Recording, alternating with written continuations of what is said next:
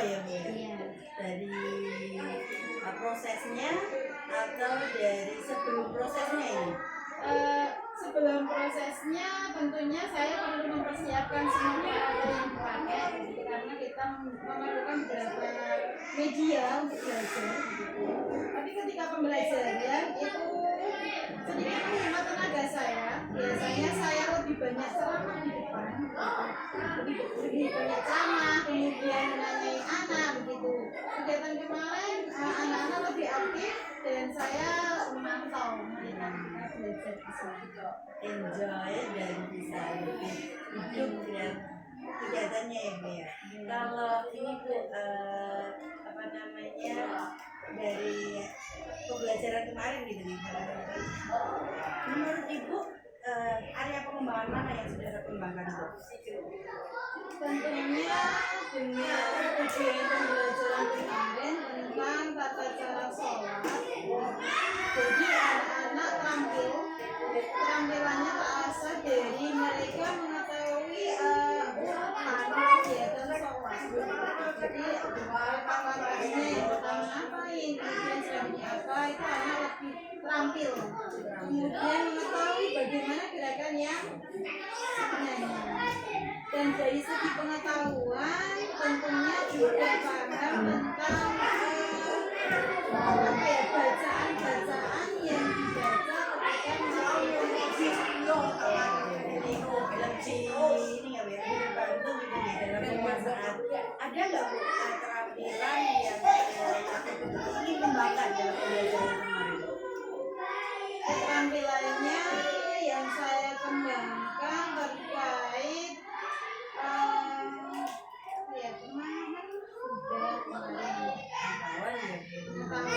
pengetahuan karena memang beberapa juga perlu ini ya, perlu saya evaluasi. Ada beberapa anak yang ketika dalam kegiatan kemarin terkait kegiatan membaca itu mereka belum begitu lancar sehingga kata-kata yang dibacanya itu belum sempurna semua dibaca, tapi mereka asik dengan kegiatan yang ada sebuah kendala nih ya Bu ya buat mereka yang belum bisa membaca yang belum berarti ini Bu kira-kira dengan kendala yang kami hadapi kemarin yang ada di kelas Ibu, ada nggak Bu rencana ke depan biar kendala ini besoknya tidak ada lagi atau mungkin bisa teratasi seperti itu? Mungkin begini, untuk kegiatan yang akan datang saya akan lebih mengawalinya lebih mendetailkan anak ketika membaca. Jadi kegiatan baca karena di sini bacanya anak itu belum semuanya 100% bisa membaca dan memahami, maka di awal pembelajaran rencana saya akan saya bantu dulu anak membaca terkait teks yang atau lembar kerja yang kita pakai. Jadi saya akan membantu mereka membaca, kemudian mereka paham dengan apa yang mereka lihat atau yang mereka kerjakan. Setelah itu baru mereka saya siapkan untuk kegiatan selanjutnya, yaitu kemarin membaca. Berarti dibantu dulu ya Bu ya di daerah yang membaca bersama-sama, dibantu membaca seperti ini. Kalau pembelajaran yang kemarin yang sudah dilakukan langkah-langkahnya seperti apa Bu? Jadi kemarin itu di awal saya sebenarnya sudah memulai dengan intinya ya, memulai dengan sedikit saya menampilkan video. Tapi sebelum itu saya sudah interaksi apa dengan anak-anak terkait kegiatan tata cara sholat. Kemudian saya menampilkan video di mana video tersebut sudah ada bacaan-bacaan sholat yang harus dipahami oleh anak. Karena setiap gerakan memang ada bacaan yang berbeda. Kemudian anak-anak saya arahkan untuk paham dulu untuk pertama.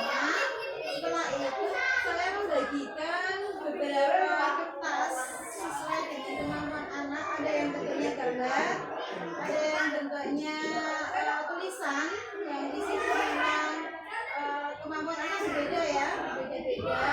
Maka saya bagikan itu tidak sama, ada yang gambar, ada yang tulisan. Kemudian anak kegiatannya membenting.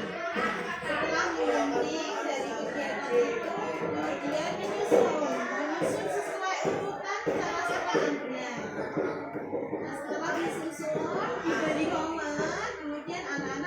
pada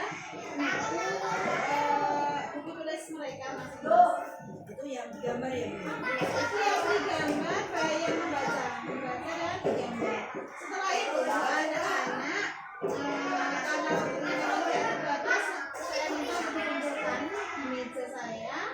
Nah, ada sedikit evaluasi di akhirnya, yaitu saya membagikan worksheet di mana di situ anak-anak tinggal menarik garis gambar yang sesuai dengan gerakannya. Jadi ini gerakan sholat apa, kemudian namanya apa, anak tinggal menarik garis. Di worksheet itu semuanya sama, sebagai evaluasi terakhir saya sebenarnya.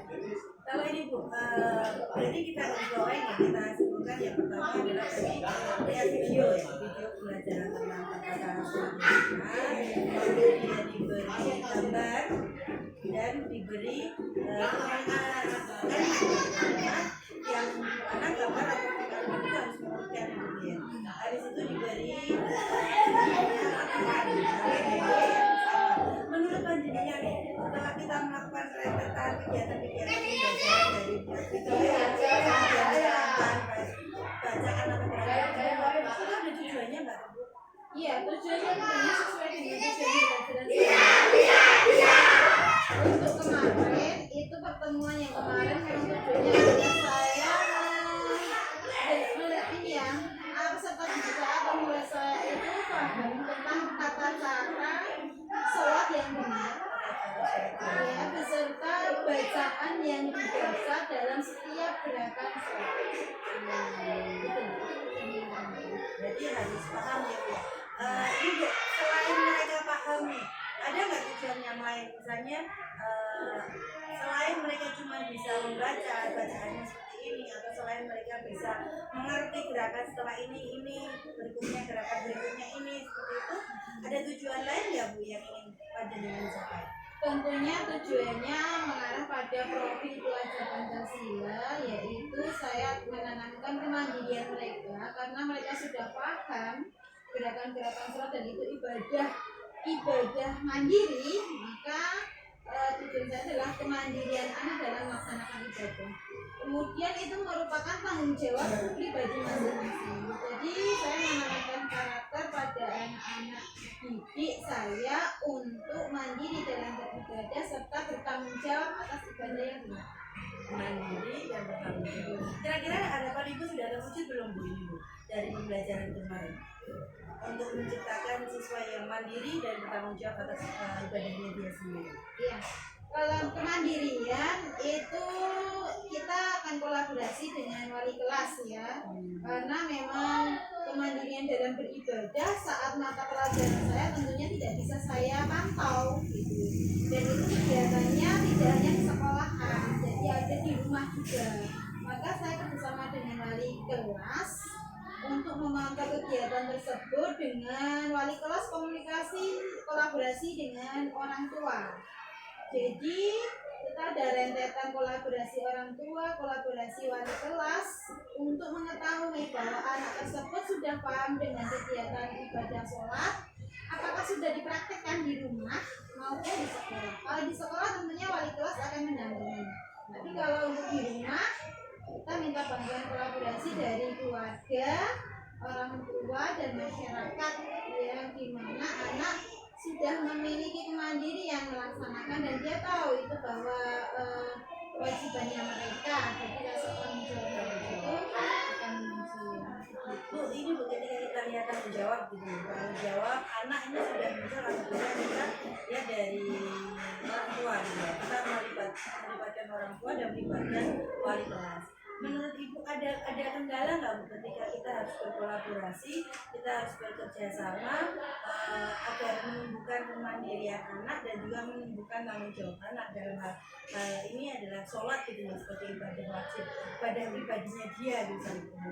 Iya, kendala tentunya ada beberapa karena setiap orang tua memiliki kesibukan masing-masing. Ya, dan kita senantiasa memang sering menyampaikan ya ketika ada apa ya, ada namanya apa ya namanya koreksi ya dari setiap kegiatan anak di rumah kita biasanya ada koreksi di sekolah, kemudian ketika ada masalah memang kita senantiasa komunikasi sama orang tua. Namun ada beberapa orang tua yang memang dalam komunikasi itu ada yang lancar, ada yang tidak. Nah, hal seperti itu memang sudah diantisipasi ya. Jadi selain itu mungkin nanti programnya bukan program guru mapel ya, tapi nanti kembali ke program wali kelas. Mungkin akan ada yang visit yang itu nanti bahannya juga bisa saya menyampaikan tentang kegiatan atau pelajaran PAT. Wah, luar biasa sekali bagi rencananya.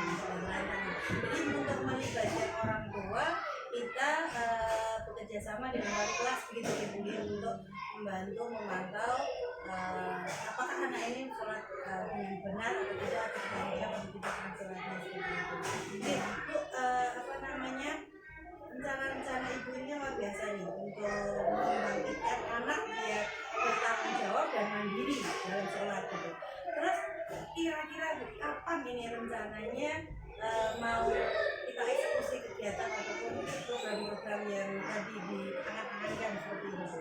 Ya, karena ini pembelajaran baru kita mulai di kelas 2, kita tidak langsung akan mengadakan home visit atau pelaksanaan seperti evaluasi yang tadi saya sampaikan. Mungkin bertahap, nanti jenjang yang kita lebih eksekusinya di jenjang atas ya. Ini masih tahap kita memberi tolerir. Jadi anak nanti hanya kita sering mengingatkan dulu. Ini nanti ketika naik kelas atau ketika pengambilan rapat kita ini kolaborasi dulu bagaimana orang tua mengatasi di rumah. Kalau di sekolah otomatis ya dari wali kelas kita bisa tahu informasinya, oh iya sholat gitu. Oh iya melaksanakan, oh iya bertanggung jawab sudah melaksanakan sendiri, waktunya sudah berjalan sendiri gitu.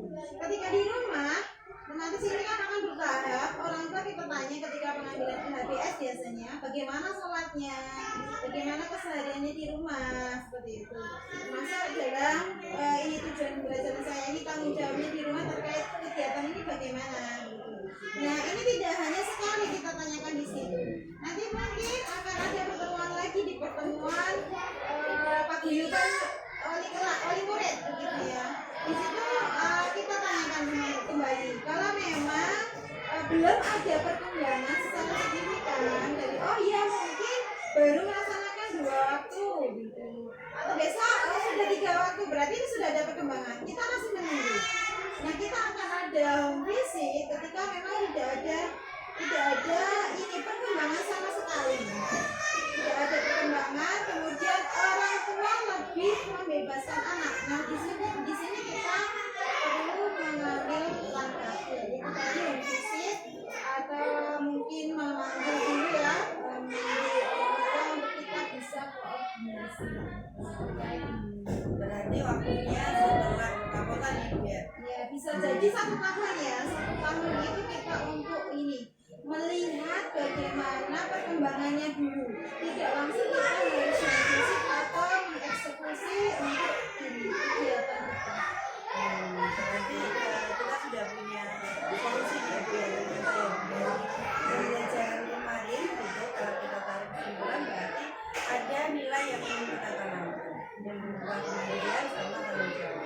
Nah Bu, terakhir ini ya Bu, apa sih yang bisa kita pelajari Bu dari program-program yang sudah dijenengan lakukan, kemudian dengan target-target waktunya tadi, kira-kira apa nih fungsinya atau apa ini pelajaran yang bisa diambil?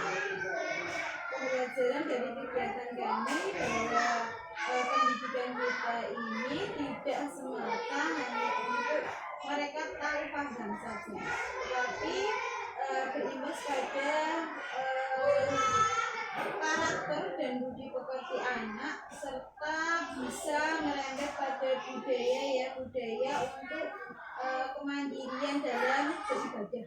Mungkin itu ya untuk jadi kita pembelajaran tidak hanya jangka pendek anak paham tentang pendidikan ini tentang pelajaran ini, tapi dalam jangka panjang untuk kehidupan mereka gitu, sampai nanti mereka itu berkembang dalam kehidupan di masyarakat.